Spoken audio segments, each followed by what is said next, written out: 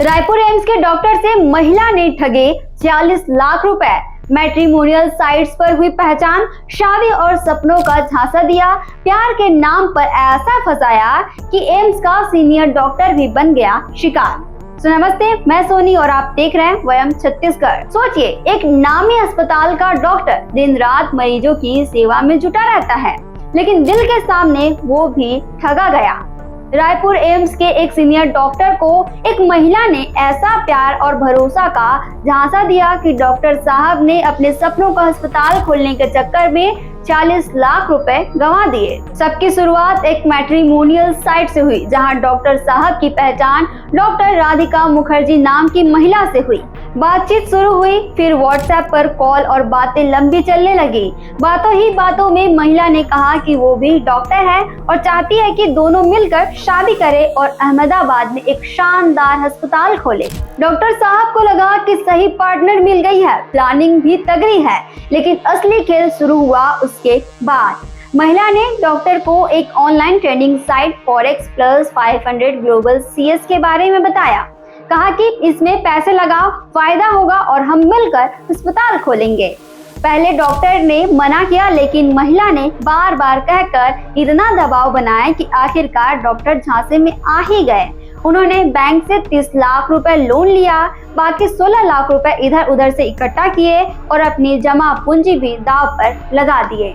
फिर 17 बार अलग अलग ट्रांजैक्शन में कुल 40 लाख रुपए महिला के बताए अकाउंट में इन्वेस्ट कर दिए। कुछ दिन बाद डॉक्टर ने जब साइट पर देखा तो उसमें मुनाफे के तौर पर 1 करोड़ रुपए दिखाई देने लगे, लेकिन जब पैसे निकालने की कोशिश की तो कुछ नहीं मिला। अब डॉक्टर को समझ आ गया कि ये सारा सपना एक स्कैम था। उन्होंने महिला से संपर्क करना चाहा, लेकिन फोन बंद निकला।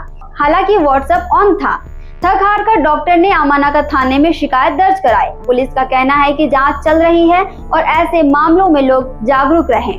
अब बात करते हैं सबसे आम और खतरनाक 10 साइबर फ्रॉड के तरीकों की। ऑनलाइन ट्रेडिंग में मुनाफा का झांसा, कम इन्वेस्टमेंट में 2 गुना मुनाफा।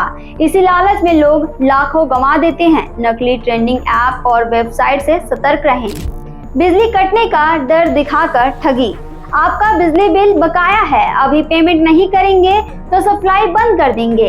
ऐसे कॉल आए तो तुरंत सतर्क हो जाएं। बिजली विभाग कभी भी ऐसे कॉल या मैसेज नहीं करता। Fake online part time job, social media पर मिलने वाली घर बैठे कमाई करने वाली नौकरी से बचे। आवेदन, रजिस्ट्रेशन या टास्क के नाम पर पैसे ऐंठे जाते हैं। लोन ऐप, बिना गारंटी तुरंत लोन पाए, ऐसे ऐप से पर्सनल डिटेल लेकर लोग लूटे जाते हैं। गूगल प्ले स्टोर पर भी हर ऐप भरोसेमंद नहीं होता। CBI या पुलिस बनकर डराना, आपके नाम पर केस है, अरेस्ट हो सकते हैं। ठग खुद को पुलिस या CBI बताकर पैसे मांगते हैं। असली अधिकारी कभी भी फोन पर ऐसे पैसे नहीं मांगते।